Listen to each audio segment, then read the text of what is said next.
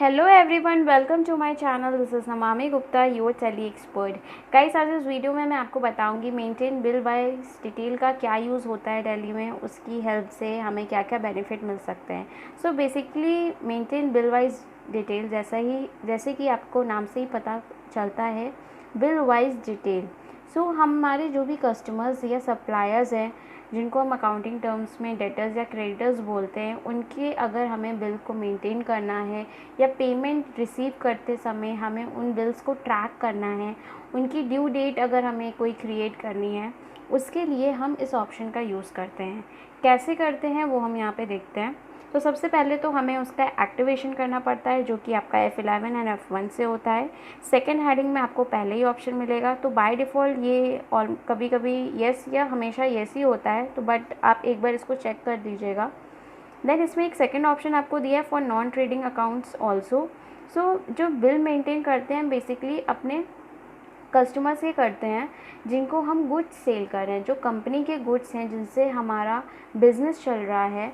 Suppose अगर हमारा एक इलेक्ट्रॉनिक्स का शॉप है, तो हम अगर कोई फ्रिज, एसी, टेलीविज़न, मोबाइल इन चीज़ों को बेच रहे हैं या सेल कर रहे हैं, तो वो हमारी ट्रेडिंग गुड्स हो जाएंगे। नॉन ट्रेडिंग गुड्स हमारे वो होंगे जो हमारे कंपनी के असेट्स होंगे, तो वो अगर हम सेल और परचेज़ करेंगे तो उन्हें हम ट्रेडिंग गुड्स नहीं कहेंगे।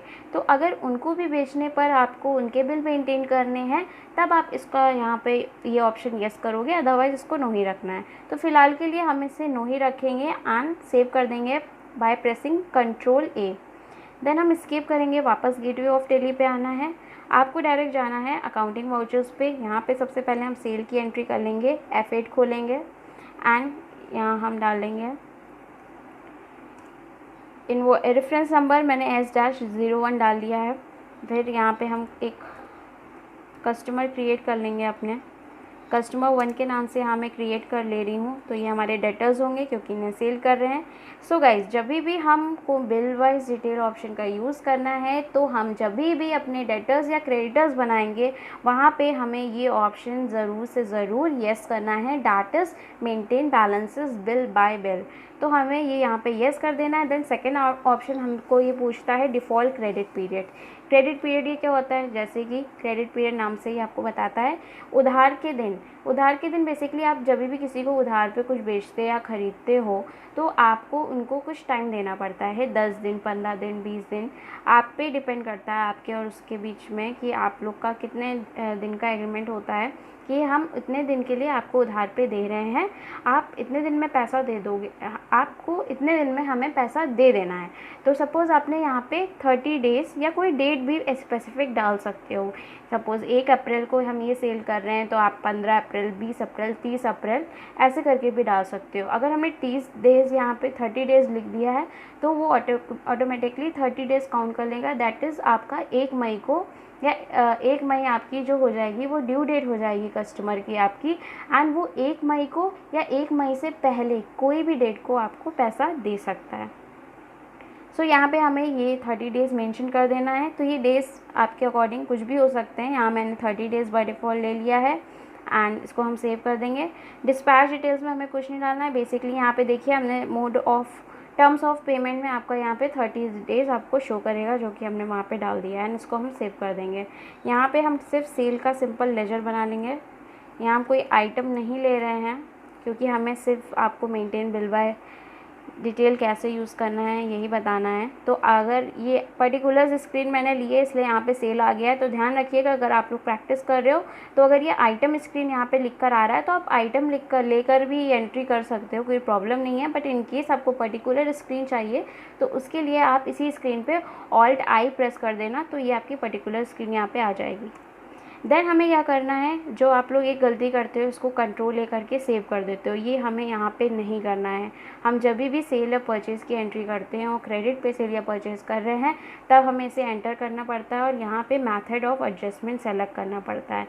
तो बिल वाइज डिटेल में हमारे 4 मेथड ऑफ एडजस्टमेंट होते हैं। पहला एडवांस दिया है, second against, third new and fourth is new on account. तो एडवांस हम तब कर लेते हैं जब भी हम कुछ एडवांस पेमेंट या रिसीव कर रहे हैं, कुछ लमसम में हमने अपने सप्लायर से ऑलरेडी ले लिया हो, ऑलरेडी सप्लायर को दे दिया हो या कस्टमर से ले लिया हो, तब हम एडवांस का यूज़ कर लेंगे। अगेंस्ट हम तब यूज़ करते हैं जब हम किसी सेल या परचेज़ के अगेंस्ट पेमेंट या रिसीव कर रहे हों। न्यू रेफरेंस हम तब लेते हैं जब हम कोई न्यू सेल या परचेज़ कर रहे हो या हमें ड्यू डेज अपनी क्रिएट करनी पड़ती है। तो यहाँ पे हम क्या कर रहे हैं, सेल और परचेज़ ही कर रहे हैं, तो यहाँ पे हम क्या ले लेंगे, न्यू रेफरेंस लेंगे।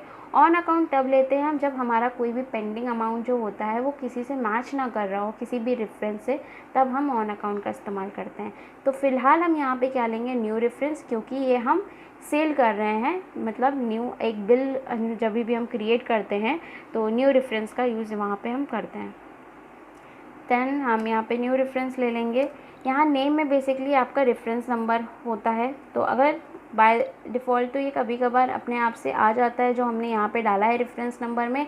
इन केस नहीं आता है तो आप वो सेम यहाँ पे डाल सकते हो। फिर यहाँ ये इसके बाद एंटर करने के बाद डायरेक्ट जो मेरा कर्सर है वो यहाँ पे आया अमाउंट कॉलम में, क्योंकि हमने क्रेडिट डेज ऑलरेडी जब डेटर्स अपने बनाए थे तो फिल कर दिए थे। अगर हम वहाँ फिल ना करते तो ये यहाँ पर इसको एंटर करने के बाद यहाँ पे कर्सर आ जाता है। मैं नेक्स्ट एंट्री में आपको वो भी दिखा दूँगी। सो हम इसको यहाँ पे सेव कर देंगे। हमने वहाँ पे 30 डेज़ देखिए डाला था, तो यहाँ पे जो हमारी ड्यू डेट आ गई है वो क्या आ गई, 1 मई। मीन्स आप 1 मई या 1 मई से पहले अपना पेमेंट रिसीव कर सकते हो। तो हम यहाँ पे इसको सेव कर देंगे। सो 1 अप्रैल में हम एक और एंट्री कर लेते हैं जल्दी से, 02। यहाँ पे हम बना लेंगे जल्दी से कस्टमर 2 के नाम से।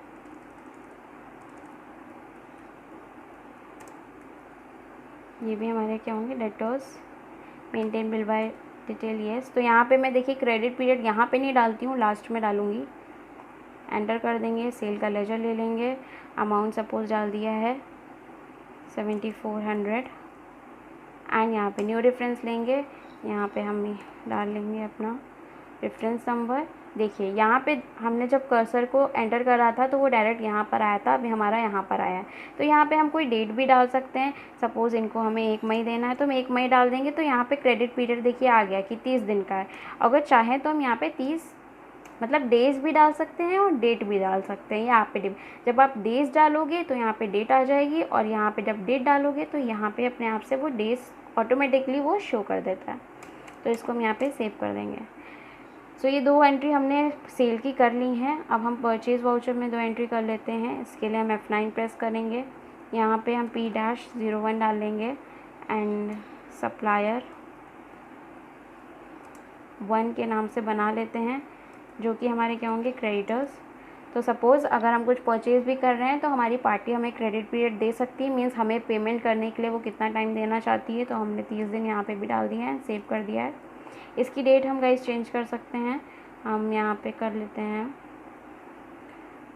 F2 करा है मैंने, इसको हमने 1 जुलाई को कर लिया। एंड यहाँ पे मॉल सी करके परचेज़ का लेजर यहाँ पे बना लेते हैं अंडर परचेज़ एंड अमाउंट डाल लेते हैं कुछ 44,000 एंड यहाँ पे भी हम न्यू रेफरेंस लेंगे। तो देखिए यहाँ पे सप्लाई इनवॉइस नंबर जो हमने डाला था, तो देखिए कभी कभार ये अपने आप भी आ जाता है। इनकेस नहीं आता है तो आप अपने आप डाल लो। तो यहाँ पे गाइस देखिए हमने 30 डेज़ डाला था, तो यहाँ पे ड्यू डेट क्या आ रही है, 31 जुलाई, क्योंकि जुलाई हमारा 31 दिन का होता है।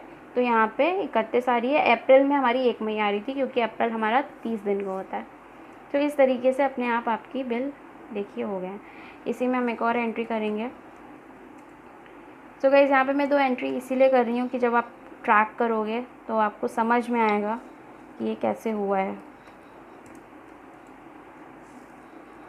Creditors yes and 30। सो मैंने बेसिकली 30 ही डेज़ लिए हैं, ज़्यादा कुछ चेंजेस नहीं करे हैं कि आपको कन्फ्यूजन ना हो। 5000 एंड यहाँ पे भी हम न्यू रेफरेंस लेके सेव कर देंगे। सो गाइज़ ये मैंने 4 एंट्री कर दी हैं, 2 सेल की 2 परचेज़ की। अब हमें इसकी पेबल और रिसीवेबल रिपोर्ट्स देखनी है, तो कैसे देखेंगे। मैं बैक स्केप करके आई, गेटवे ऑफ टैली पे आ गए। हमें जाना है डिस्प्ले पे, डी प्रेस करूँगी जिसकी हॉट की डी है। फिर स्टेटमेंट ऑफ अकाउंट्स पे आएंगे, एस प्रेस करेंगे। आउटस्टैंडिंग्स पे आने के लिए ओ, सो रिसीवेबल पहले देखना है, तो रिसीवेबल पे हम आ जाते हैं। ये हम एंटर करेंगे तो देखिए यहाँ पे हमारी डेट दिखा रही है जिस डेट में हमने सेल करी थी। रिसीवेबल में बेसिकली हमारे जो भी आउटस्टैंडिंग सेल के बिल होते हैं वो दिखाता है, एंड पेबल्स में इतना तो आप समझते होंगे, पेबल में आपने जितना भी परचेज़ करा है, मीन्स हमारे जो पेबल्स हैं जो हमें पे करने हैं और रिसीवेबल जो हमें रिसीव करने हैं। तो ये जो हमारा कस्टमर 1 2 पार्टी नेम आपका शो करता है, पेंडिंग अमाउंट शो कर रहा है आपका, ड्यू डेट देखिए दिखा रही है 1 मई दिखा रही है, दोनों की 1 मई दिखा रही है। एंड ये क्या दिखा रहा है, एक और चीज़, overdue days. Overdue days guys क्या होता है, यहाँ पे जो डेट ऊपर पड़ी है देखिए 1 जुलाई तक, तो मीन्स ये दिखा रहा है कि आपका 1 मई जो कि ड्यू डेट है और यहाँ पे जो आपने डेट डाली वो 1 जुलाई तक, तो मतलब इतना दिन आपका ज़्यादा हो गया है, जो आपकी ड्यू डेट थी वो ओवर हो गई है, जो ओवर ड्यू डेट्स आपकी 61 आ गए हैं।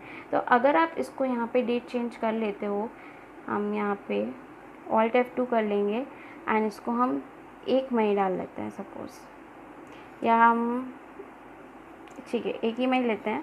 तो देखिए यहाँ पे 0 दिखा रहा है, क्यों, क्योंकि ये दिखा रहा है कि कितना ये आपका ज़्यादा आगे निकल चुका है। तो ये आपकी डेट पे डिपेंड करता है कि यहाँ आप कौन सी डेट डालें। तो बेसिकली हमें यहाँ से इससे कोई मतलब ऐसे रहता नहीं है, हमें यहाँ ड्यू डेट ही देखनी है। ये आपकी इन्फॉर्मेशन के लिए मैंने आपको बता दिया है। तो यहाँ पे हमने देख लिया अपने रिसीवेबल, इसी तरह हम अपने पेबल्स देख लेते हैं। तो ये देखिए इन दोनों की क्या 31 जुलाई हमें डेट दिखा रहा है। तो इसी तरीके से हम जितने भी सप्लायर्स है, जितने भी जो भी हमारे कस्टमर्स हैं उनको ही रिपोर्ट्स हम यहाँ पे, तो जितनी भी अलग अलग डेट्स में करोगे वो यहाँ पे आपका पूरा इतनी स्पेस में आपको जितनी भी चाहो उतनी एंट्री कर सकते हो। अब यहाँ पे हम क्या करेंगे, इस पेमेंट को कैसे ट्रैक कर सकते हैं।